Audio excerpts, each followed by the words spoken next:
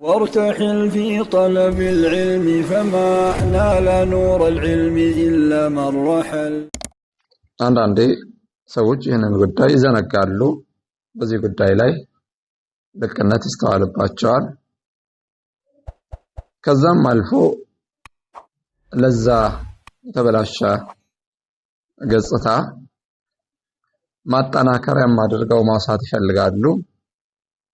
ዋናው ውስጥ ነው፣ ዋናው ልብ ነው በሚል ንግግር በዚህ ዙሪያ ያሉ ማስረጃዎችንም እንደ ማስረጃ አድርገው ሊያቀርቡ ይሞክራሉ። ይሄ የተሳሳተ استدلال ነው፣ የተሳሳተ ማስረጃ አቀራረብ ማለት ነው። ለምን የውስጥ መስተካከል የውስጥ ማማር ከውጭ መስተካከል ከውጭ ማማር ጋር የሚጣረስ ነገር አይደለም፣ አይቃረንም። ሁለቱንም መጠበቅ፣ ሁለቱንም ማስተካከል፣ ሁለቱም ማሳመር እርስ በርስ የሚጋጩ ነገራቶች አይደሉም። እንደውም አብረው የሚሄዱ የሚተጋገዙ የሚደጋገፉ ነገራቶች ናቸው። እንደውም የውጭ መስተካከል ለውስጥ መስተካከል ምልክት ይሆናል። የውስጥ መስተካከል በውጭ መስተካከል ይታያል፣ ይገለጻል እንጂ ውጭን አበላሽቶ ለምን ተበላሸ ለሚለው ጥያቄ ዋናው ውስጥ ነው የሚል ምላሽ ትክክል አይደለም። ናም ልክ ነው፣ ዋናው ውስጥ ነው። ያ ማለት ግን ውጭ ይበላሽ ማለት አይደለም። ውስጥ ይስተካከል ይመር፣ ውጭም እንደዛው ይስተካከል ይመር። ሸሪዓው ባስቀመጠው መርህ፣ ሸሪዓው ባስቀመጠው መስመር ሸሪዓው እንዳሳለፍነው በተሻለ በላጭ በሆነ ማንነት እንጂ አላዘዘንም። ሸሪዓው የሚያዘን የሚያመላክተን እንድንላበሰው የሚፈልገው ገጽታ የተሻለ ነው፣ ያማረ ነው። ተቃራኒው ደግሞ የተሻለ አይደለም፣ የተበላሸ ነው። ሴት ልጅ ተገላልጣ ሂጃቧን ጥላ የሄደች አላህን ፍሪ አንቺ ሴት ሆይ እስላም ባከበረሽ የክብር ልብስ ክብርሽን ጠብቂ፣ እስላም ባላበሰሽ የውበት መገለጫ ውበትን ተላበሺ ስትባል ዋናው ውስጥ ነው፣ ዋናው ልብ ነው፣ ልቤ ንጹህ ነው፣ ልቤ ነጭ ነው ብትል ተሳስታለች። ምክንያቱም የልብ ንጽህና በውጭ መታየት አለበት። ምልክቱ ነው፣ አርማው ነው። ለውስጥ መስተካከል ምልክት ነው፣ የውጭ ማማርና መስተካከል ማለት ነው። እንደዚሁ ወንድም ቢሆን የማይሆን ውሎ ላይ የማይሆን ነገር ላይ ሆኖ አላህን ፈራ ተስተካከል ሲባል ዋናው ልብን የሚል ከሆነ ተሳስተዋል። ረሱል ሰለላሁ ዐለይሂ ወሰለም ሁለቱን ነገራቶች አያይዘው ነው ያወሱት። አላ ኢነ ፊል ጀሰድ ሙድጋ ኢዛ ሰሉሐት ሰሉሐ አልጀሰዱ ኩሉሁ ወኢዛ ፈሰደት ፈሰደ አልጀሰዱ ኩሉሁ አላ ወሂየ አልቀልብ። ሰውነት ላይ አንዲት ቁራጭ ስጋ አለች። ያቺ ቁራጭ ስጋ ስትስተካከል መላ ሰውነት አብሮ ይስተካከላል። ያቺ ቁራጭ ስጋ ስትበላሽ ስትበከል መላ ሰውነት አብሮ ይበላሻል፣ ይበከላል አሉ። አላ ወሂየ አልቀልብ አዋጅ አሉ፣ እሷም ልብ ነች። ስለዚህ ልብ ሲስተካከል አካልም ውሎ ይስተካከላል ማለት ነው። ልብ ሲበላሽ አካልም አብሮ ይበላሻል። ሁለቱ ነገራቶች ተያያዥ ናቸው። በእርግጥ ሁሌ ሙሉ ለሙሉ የውጫዊ ገጽታ ማማር ብቻውን ለውስጥ መስተካከል ማስረጃ ላይሆን ይችላል። በሁለቱ መሃል ቁርኝት ቢኖርም አንዳንዴ ውስጥ ተስተካክሎ አው ውስጥ ተበላሽቶ አፍዋን ውጫዊ ገጽታ የማስመሰል በሚባለው ነገር ማለት ነው ሊያምር ይችላል፣ እንደ ውጭ ማለት ነው። ውስጥ ተበላሽቶ ለምሳሌ ሙናፊቆች ውስጣቸው የተበላሸ ነው፣ ኢማን የለም፣ አላህ የተለያዩ አያቶች ላይ እንደነገረን። በውጭ ግን አንዳንድ መልካም ተግባሮችን ያሳዩ ነበር። በንግግር ይናገራሉ፣ በተግባር ይፈጽማሉ። እና አንዳንዴ ሁለቱ ነገራቶች ሊለያዩ ይችላሉ። ነገር ግን ብዙ ጊዜ መሰረታዊ በሆነ መልኩ ውስጣዊ ማንነት ከውጫዊ ማንነት ጋር ቁርኝት አለው፣ ተያያዥነት አለው። የውስጥ መስተካከል በውጭ ማማር መስተካከል ሊገለጽ ይችላል፣ ሊታይ ይችላል። ያ ለውስጥ መስተካከል ምልክት ሆኖ ሊገኝ ይችላል። ለዛ ነው ኢስላም ውጫዊ ለሆነው ማንነታችን ትኩረት የሰጠው። ለውስጣዊ ማንነታችን ትኩረት በሰጠው ልክ ውስጣዊ ማንነታችን እንዲስተካከል አደራ ብሎ ውጫዊ ማንነታችን ችላ አላለም። እንደውም አንዳንድ አኢማዎች ምን ይላሉ? ዲናችን እጅግ በጣም የላቀ ጥበብን የተሞላ ሸርዓ ነው። ድንጋጌው፣ መመሪያው፣ ህግጋቱ ሁሉ አንድ ሰው ውስጡ እንኳን መልካም ሆኖ ውጩ መበላሸቱ ወይንም ከተበላሹ አካሎች ጋር የተበላሸ ማንነትን ከተላበሱ አካሎች ጋር መመሳሰሉ መሳብን ይፈጥራል ይላሉ። በውጭ መመሳሰል በውስጥ መሳሳብን ያመጣል። ምን ማለት ነው? ምን ማለት መሰላችሁ? አንድ ሰው በውስጡ የሚወደውን ሰው ማንነት መላበስ ይፈልጋል እንደማለት ነው። ስለዚህ ውስጡ መልካምም ሆኖ ጥሩም ሆኖ የነበረ አካል በውጩ መጥፎ ክፉ የሆኑ አካሎችን ገጽታ ሲላበስ የነሱን ውሎ ሲይዝ የነሱን ባህሪ ሲይዝ ውስጡ የነበረው መልካም ነገር እየተበላሸ ይሄዳል። እነዛ በውጭ የሚመስላቸውን አካሎች ለመምሰል ወይንም ደግሞ እነሱን ወደ መውደድ ወደ እነሱ ወደ ማዘንበል ይገባል። ለምን? መሳሳብ ስላለ ማለት ነው። በሌላ መልኩ ደግሞ በተቃራኒ ውጩን አንድ ሰው ለውስጡ በዛ ልክ ባይሆን እንኳን ውጩን መልካም ጥሩ ማንነት ያላቸውን አካሎች ለመላበስ ሲሞክር ውሎን ከነሱ ጋር ሲያደርግ ምሳሌ ማለት ነው። በእነሱ ልክ ባይሆን እንኳን ውስጡ ወዴት ይሳባል? በውጭ ወደ መሰላቸው አካሎች ይሳባል። እነሱን ለመምሰል የሚጠራቸው አካሎች ውስጡም እነሱን የመፈለግ እነሱን የመውደድ ወደ እነሱ የመጋደድ የማመዘን ነገር ይኖረዋል። ይህ ደግሞ በዲን ሙዕተበር ነው፣ ዋጋ አለው። ፈተሸበሁ ኢለም ተኩኑ ሚስለሁም ኢነ ተሸበሁ ቢልኪራሚ ፈላሁ።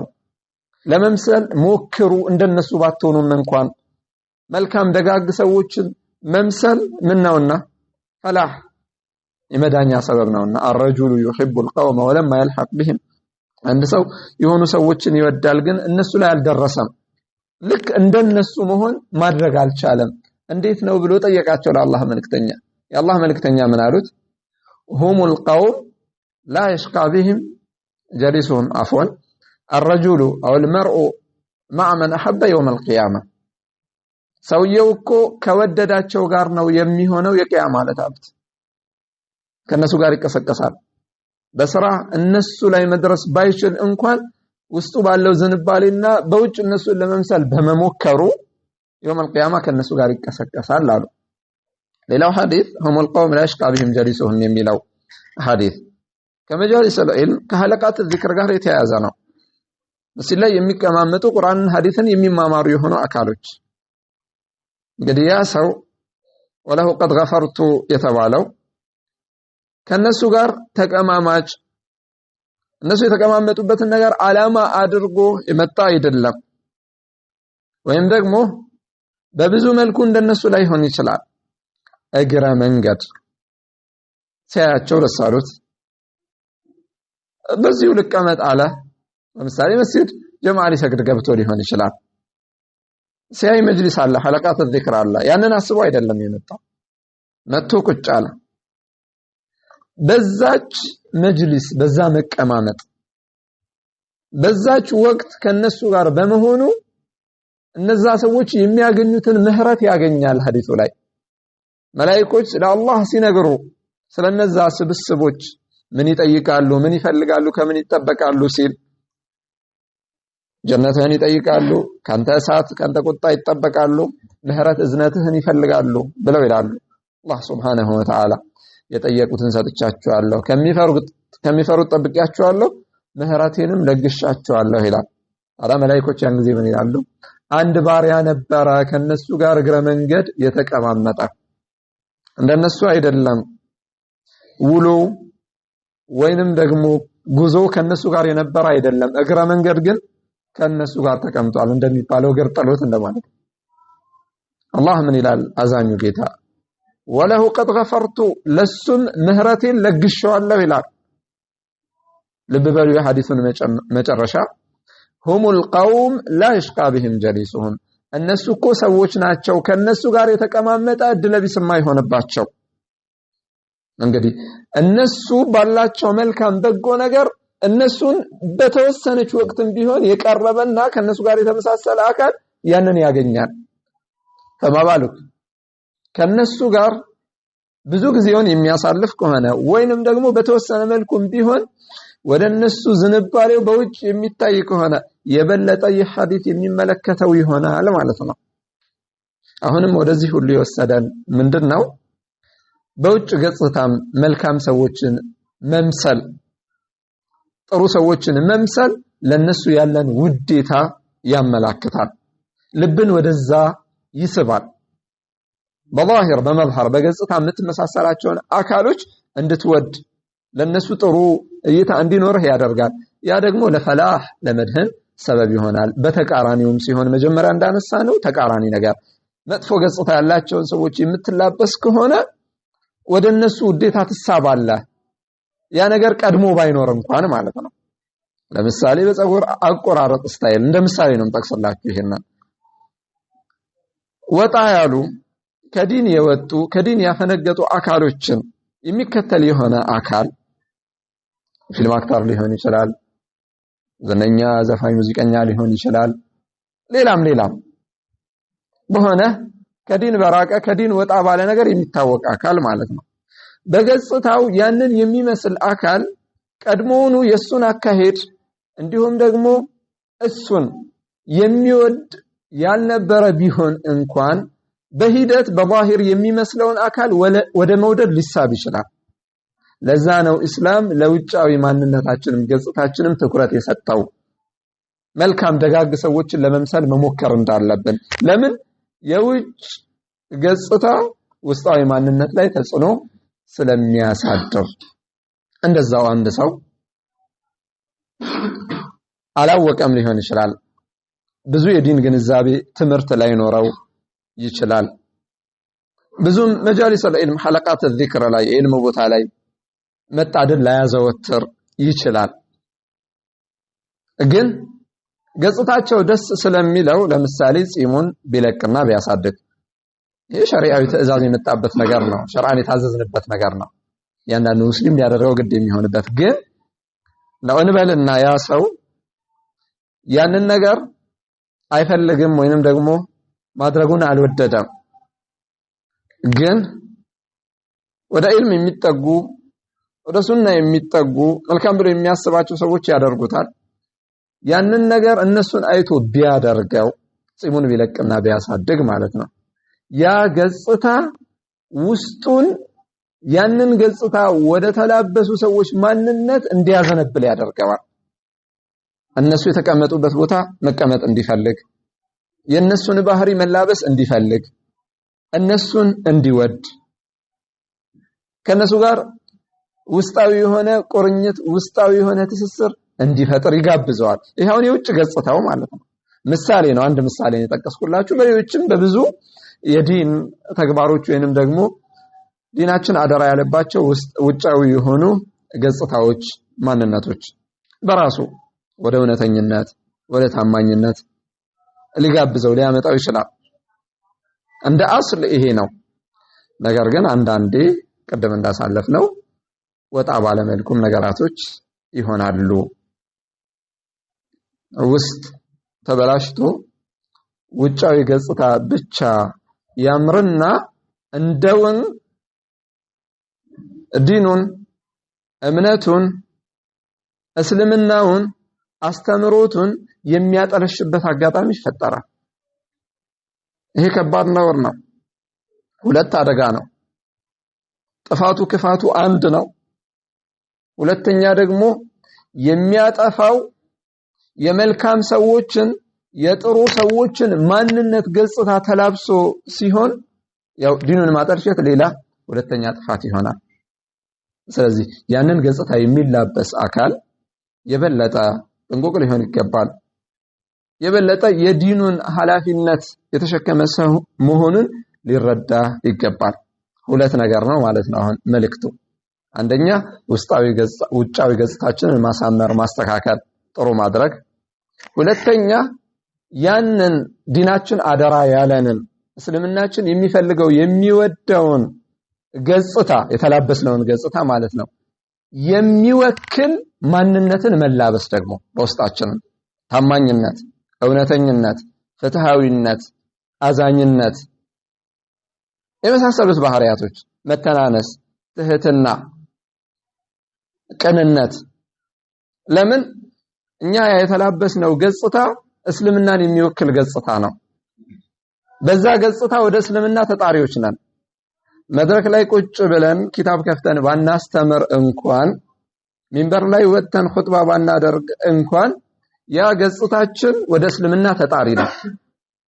ያንን ገጽታ ተላብሰን በእውነተኝነት ስንታወቅ ያ ገጽታ እየተጣራንበት ነው ማለት ነው፣ ዳዕዋ እያደረግንበት ነው።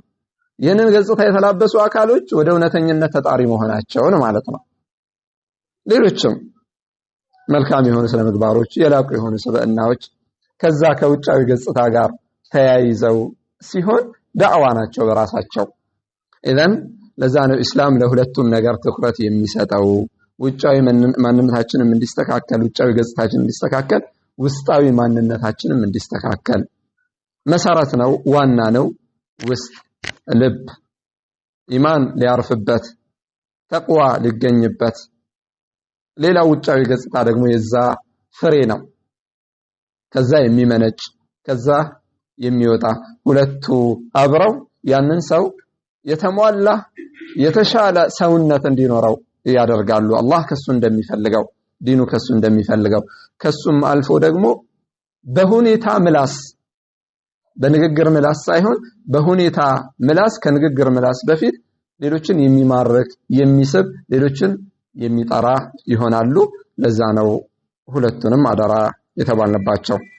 ያሳለፍናቸው አብዋቦች ለምሳሌ ከቀዛዕ ጋር በተያያዘ ሐልቅ ባዕድ الراس دون بعض የተከለከለበት ምክንያት፣ ከሌሎችም ገጽታዎች ጋር በተያያዘ ለየት ባለ መልኩ ከሴቶች ጋር በተያያዘ እንዲሁም ከሸይጣን ከከሃዲያኑ ጋር አጥፊ ክፉ ከሆኑ ሰዎች ጋር መመሳሰል የተከለከለበት ዓላማ ከዚሁ ጋር የተያያዘ ነው። ውስጥ ነው ዋናው ብለን ውጭን ችላ ማለት ተገቢ አይደለም። ውስጥ ነው ዋናው፣ ነገር ግን ዋናው ሲስተካከል ውጭ ይስተካከላል፣ ወይንም ደግሞ አብረው ተያይዘው ሁለቱም የተሟላ የሆነ የተሻለ የሆነ ማንነትን ያላብሳሉ። ውሸት ነው የሚሆነው ለውስጥ መስተካከል የውጭ መስተካከል ማረጋገጫ ካልሆነለት የውጭ መበላሸት ውስጥ ተስተካክሏል ብሎ ለሚሞግተው ሙግት ባሪያ ያስዋሻል፣ ያስተባብላል። ሂጃብ ጥላ፣ ተራቁታ፣ አላህን ፍሪ፣ ኢስላም በዚህ አላዘዘም ስትባል ኢማን በልብ ነው የምትል ከሆነ፣ ውስጤ ንጹህ ነው የምትል ከሆነ ውስጧን ውጯ ያስዋሻል። ውስጧ ንጹህ፣ ውስጧ ያማረ፣ ውስጧ የተስተካከለ ሲሆን ውጭም ስለሚያምርና ስለሚስተካከል ወሃከዛ። طيب